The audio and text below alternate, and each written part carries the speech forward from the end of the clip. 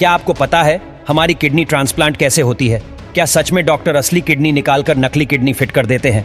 आखिर kidney transplant की पूरी प्रोसेस कैसे की जाती है? दोस्तों, किडनी ट्रांसप्लांट में एक व्यक्ति की स्वस्थ किडनी एक ऐसे व्यक्ति के शरीर में ट्रांसफर की जाती है जिसकी किडनी या तो ठीक से काम नहीं कर पा रही है या उसने पूरी तरह से काम करना बंद कर दिया है।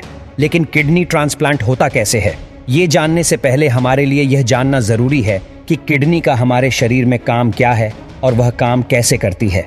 दरअसल किडनी बीन की तरह दिखने वाला एक ऑर्गन है जो रीढ़ के दोनों तरफ होती है।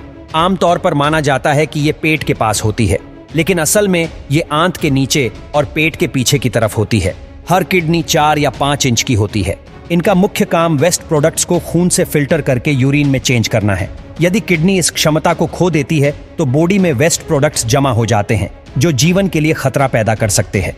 किडनी शरीर का फ्लूइड बैलेंस बनाने के अलावा इलेक्ट्रोलाइट्स का सही लेवल भी बनाए रखती है। शरीर का खून दिन में कई बार इनसे होकर गुजरता है। खून किडनी में पहुंचता है, वेस्ट दूर होता है और जरूरत पड़ने पर नमक, पानी और मिनरल का लेवल एडजस्ट होता है। हर किडनी में लाखों छोटे फिल्टर्स होते हैं जिन्हें नेफ्रॉन कहा जाता है। अगर खून किडनी में जाना बंद हो जाता है तो उसका वो हिस्सा काम करना बंद कर सकता है। इससे किडनी फेल हो सकती है। किडनी के फंक्शन में कमी या हानि को and stage chronic kidney disease या किडनी फेलियर के रूप में जाना जाता है। एक व्यक्ति को जीवित रहने के लिए केवल एक किडनी की जरूरत होती है। इसलिए जहां अन्य प्रकार के अंगदान जैसे कि हृदय और लीवर केवल एक मृत इंसान कर सकता है, वहीं किडनी दान जीवित इंसान भी कर सकता है। जनरली ऐसा व्यक्ति मरीज का करीबी रिश्तेदार होता है। करीबी रिश्तेदार से किडनी दान लेने से शरीर द्वारा किडनी को रिजेक्ट करने का खतरा कम होता है। किडनी का दान उन डोनर से भी संभव है जिनकी हाल ही में मृत्यु हुई है। हालांकि इस प्रकार के किडनी दान में सफलता की रेट कम होती है। तो चलिए अब जानते हैं कि किडनी ट्रांसप्लांट होता कैसे है। किडनी ट्रांसप्लांट करने के लिए कई अलग अलग तरीकों का इस्तेमाल किया जा सकता है। सबसे ज्यादा इस्तेमाल में होने वाले प्रोसेस को गिब्सन इंसिजन कहा जाता है। गिब्सन इंसिजन में 3 स्टेज होते हैं। सबसे पहले आपके पेट के निचले हिस्से में कट लगाया जाता है, जिसके माध्यम से दान की गई किडनी को शरीर के अंदर प्लेस किया जाता है। आपकी खुद की किडनी यदि इन्फेक्शन जैसी कोई समस्या पैदा नहीं कर रही है तो वो वहीं छोड़ी जा सकती है। दूसरे स्टेज में आपके पेट के निचले हिस्से की ब्लड वेसल्स दान की गई किडनी के ब्लड वेसल्स से जोड़ी जाती है। अंत में दान की गई किडनी का यूरेटर को आपके यूरेटर से जोड़ा जाता है। आपका शरीर नई किडनी को कहीं रिजेक्ट न कर दे, इसके लिए इम्यून सिस्टम को सप्रेस करने वाली दवाएं आजीवन लेना जरूरी होता है। यह एक कठिन और कॉम्प्लिकेटेड सर्जरी है जिसे पूरा करने में आमतौर पर 3 से 4 घंटे लगते हैं।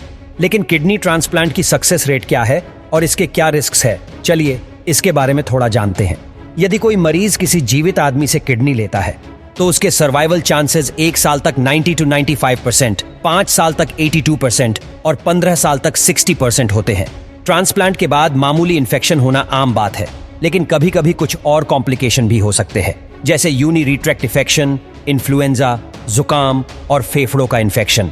इनके इलाज के लिए मरीज को हॉस्पिटलाइज्ड रहना जरूरी होता है। एक किडनी डोनर किडनी दान करने के बाद अपने खान पान या लाइफस्टाइल बिना कोई बदलाव के एक सामान्य और आरामदायक जिंदगी जी सकता है। आमतौर पर डोनर के किडनी हटाने के लिए लेप्रोस्कोपी का प्रयोग किया जाता है।